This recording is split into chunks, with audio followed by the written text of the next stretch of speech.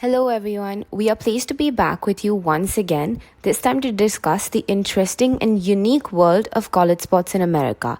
We have with us Mr. Vikram Anand, Case CEO, who will provide insights into the various aspects of college sports in America and what makes them unique as compared to other colleges in other countries.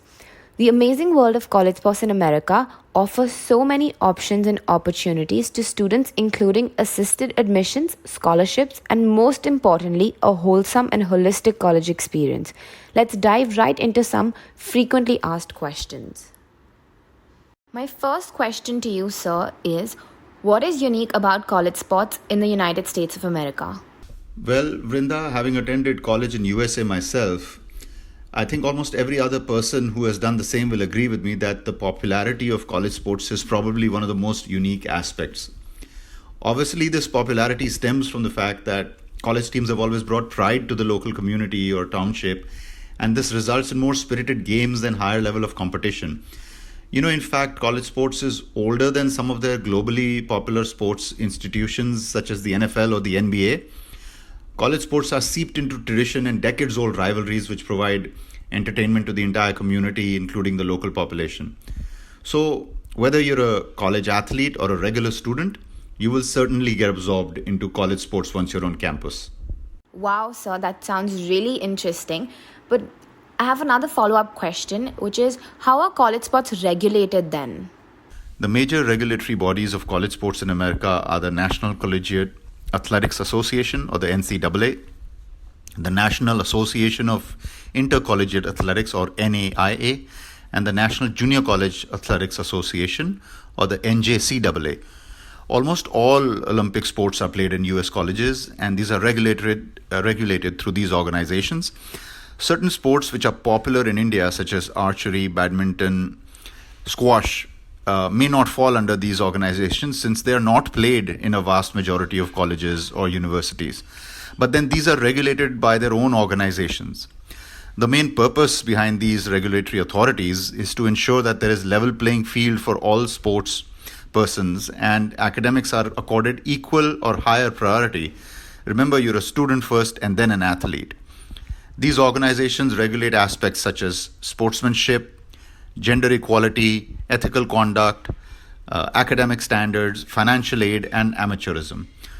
Most importantly, there is no discrimination against international students, and anyone can compete in college sports as college sports is governed through these governing bodies. So anybody from India, anywhere in the world can come and play college sports in America.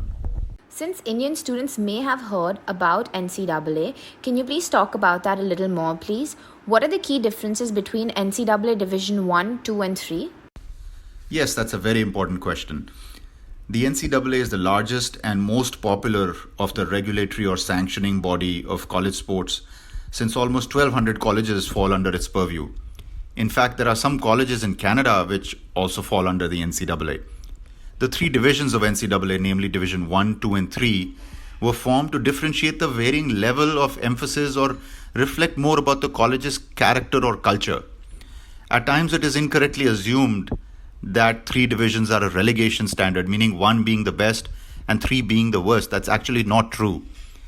The divisions are categorized more for their respective colleges' academic focus, budget, size, and many other aspects. Though Division 1 colleges are typically large state colleges, there are many small Division 1 private colleges too, and therein lies the difference in the level of their athletic standards. Hence, there can be a Division 3 college which may be better in some sports as compared to a smaller Division 1 college. Ultimately, it is all about a student's personal preference for their overall college experience, academic and athletic standards. So you had mentioned the NAIA earlier. How is it different than NCAA? The NAIA is very interesting. There are about 250 member colleges, and the NAIA started in 1937 by organizing the first intercollegiate basketball tournament, and then it later went on to include other sports. This is also the first organization to invite historically black institutions into its membership fold, and it was also the first to include colleges from outside of the United States. So there are some Canadian colleges which come under the NAIA. NAIA colleges offer sports scholarships to athletes and create an environment in which every student, athlete, coach, official, and spectator is committed to the true spirit of competition through its core values. Most NAIA colleges are smaller private colleges, and these offer great opportunities to international students. They are great options for Indian students. So seems like not many people are also aware about NJCAA in India. Can you please talk about this option as well? Yes, I think the NJCAA is the most underrated and unheralded of all options. The National Junior College Athletics Association is considered to be the stepping stone of sports scholarships. It is made up of 2-year community colleges.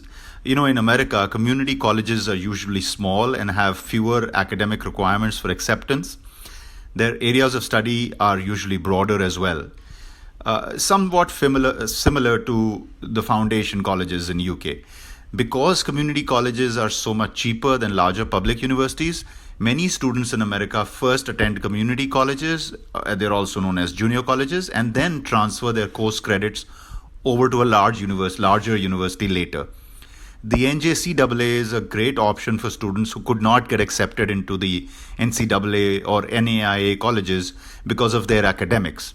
The NJCAA is also a good way for international students to get noticed by coaches. Coaches always prefer to take players from the NJCAA because those students have proven their dedication and their ability to balance life as a student athlete. Credits from these colleges get transferred to regular colleges, and you can still graduate within 4 years after having spent the first 2 years in a junior college and then transferring for the last 2 years into a regular college. That's great. Seems like NJCAA could be a great option for many Indian students who could not meet the NCAA athletic or academic standards initially. Are there any specific academic requirements to qualify for NCAA, NAIA, or NJCAA? Yes, the NCAA and the NAIA colleges require students to complete certain type of courses and are required to meet certain academic standards starting from class 9 to 12th. Registration with the respective eligibility center of NCAA and NAIA is mandatory. It is very important for international students to understand these academic requirements, and therefore we encourage Indian students to start planning for college sports before their subject selections are done for class 11th and 12th. So this is towards the end of class 10th, before they take the class 10th board exams. The NJCAA has lower academic requirements since these colleges help those students who otherwise don't qualify for NCAA or NAIA colleges. Thank you, Mr. Anand. That was very interesting and highly informative. It is abundantly obvious that playing college sports can be an amazing experience while providing scholarships and a valuable college degree. College sports is certainly very elaborate and unique in America with so many different options. It is wise to start planning early. Please contact Case for any further queries, and we hope you are finding our podcast series useful. As usual, please do DM us for any particular topic you would like us to address or any questions you would like us to include in our upcoming sessions. Do stay tuned. Till then, stay safe and stay healthy.